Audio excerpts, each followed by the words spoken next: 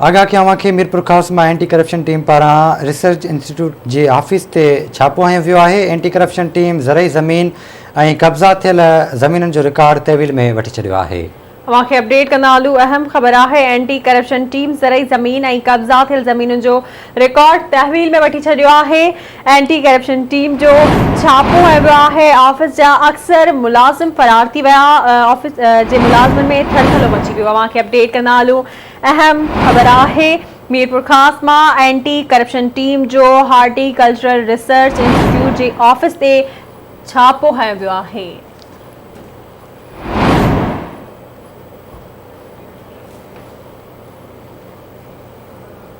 तफ़सील मालूम कंदासीं उमर दाऊद पोटो खां। जी उमर, अपडेट कजो।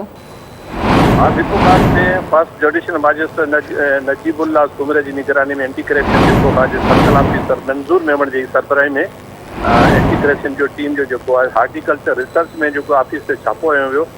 उन दौरान हमले में तरसलो अकाउंट ज़हूर जो भजन की कोशिश कई तो उन एंटी करप्शन टीम के ऑफिस के अंदर ही दरवाजा बंद कर उनके विहारियो।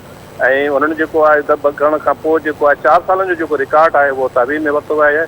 उन मौके ते जो सर्कल ऑफिसर जो मंजूर मेमन जो चवण हो तो जी गवर्नमेंट की जी ज़मीन है वह 4 एकड़ 400 एकड़ से ज़मीन है जिन अंबन चक्कियों और बागन जो मुख्तलिफ़ जो भाजियों उनमें पोखियों वन थियूं। असांखे शिकायत मिली हुई तो बागन के ठीकन में 1 करोड़ रुपये की करप्शन कई वही है। उन सवा सरकारी जी ज़मीन है वो जो पैसन कब्जा किया विया आहिनि। जॾहिं वण सुकी जेके विया आहिनि उन्हनि खे वाढी करे विकिणो कयो वियो, जंहिंजा पैसा जेको आहे गवर्नमेंट जे खज़ाने में जेको आहे न जमा न करायो आहे, जंहिंजे करे असां इन फॉर्म ते जेको आहे त हिनखे हिन ते असां छापो हयो आहे, जंहिंमें असां जेको आहे 2017 जो जेको आहे रिकॉर्ड उहो तहवील में वरितो वियो आहे।